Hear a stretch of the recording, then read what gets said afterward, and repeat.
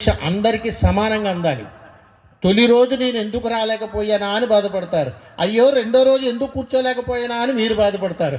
మూడో రోజు వచ్చిన వాళ్ళు మొదటి రోజు రెండో రోజు నేను ఎందుకు రాలేకపోయాను రా అని వాళ్ళు బాధపడతారు. అయ్యో నాలుగో రోజు వచ్చిన మొదటి 3 రోజులు నేను ఎందుకు రాలేకపోయాను రా అని వాళ్ళు బాధపడతారు. అందుకని ఆఖరి రోజు అంతిమ ఘట్టం వరకు కూడా ప్రారంభంలో ఏ సంకల్పంతో అయితే ఏ ఉత్సాహంతో అయితే మనం కూర్చున్నామో చివరాఖరి వరకు అలాగే కూర్చోవాలి. ఏ జీవుడైతే నాకు సమయం అయిపోతుందని ఆలోచనలో పడిపోతున్నాడో అతనికి శని మహాదేవుని యొక్క శుభానుగ్రహం దక్కదు.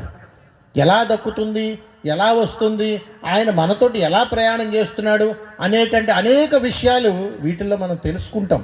ఆ తెలుసుకున్న తర్వాత ఆ ఫలాన్ని మనం పొందటాన్ని యాగఫలం అంటారు. ఇది ఎందుకు చేయాల్సి వస్తుంది అనేటువంటిది బలమైనటువంటి కారణాలు ఉన్నాయి. అవి చెప్పడం కోసమే నేను ఇక్కడికి వచ్చాను.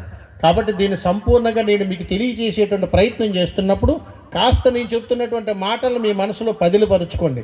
సమయం వచ్చినప్పుడు వాటిని ఆయుధాల కింద సిద్ధం చేసుకోండి. మీ జీవితంలో మీరే గెలిచేటువంటి అద్భుతమైనటువంటి అవకాశాన్ని నేను మీకు తెలియజేస్తున్నాను. భగవంతుడితో కూడా మనం పోరాటం చేయొచ్చు, శనీశ్వరుడితో కూడా పోరాటం చేయొచ్చు. అలాంటి విషయాలు ఇక్కడ మనం తెలుసుకోబోతూ ఉన్నాం. దానికి గల మహాయజ్ఞమే సాక్షాభూతం ఇక్కడ. అందుకని ఆయన అనుగ్రహంతో మనం ఇక్కడ చేస్తున్నాము. కాబట్టి కార్తీక మాసమునందు నీవు 30 రోజులు చెయ్యలేదు కాబట్టి, అమావాస్య రోజు ఒక్కరోజు చేస్తే చాలు కాబట్టి, మన సంవత్సరం అంతా దీపారాధన సరిగా చేసామో చేయలేదో తెలియదు కాబట్టి 365 ఒత్తులు లెక్క పెట్టుకుని ఒకసారే నూనెలో ముంచేసి వెలిగించేసేసి ఆ పుణ్యమంతా వచ్చేసిందని అనుకుంటాం. మరి ఇక్కడ దాకా రావటం ఎందుకు? ఇంటికాడ కూర్చుని ఫోన్లోనో ఫ్రెండ్స్ తోటో 4-5 వీడియోలు చూస్తే అయిపోద్ది కదా పుణ్యం. మనమే ఎందుకు పాల్గొనాలనుకుంటున్నాం?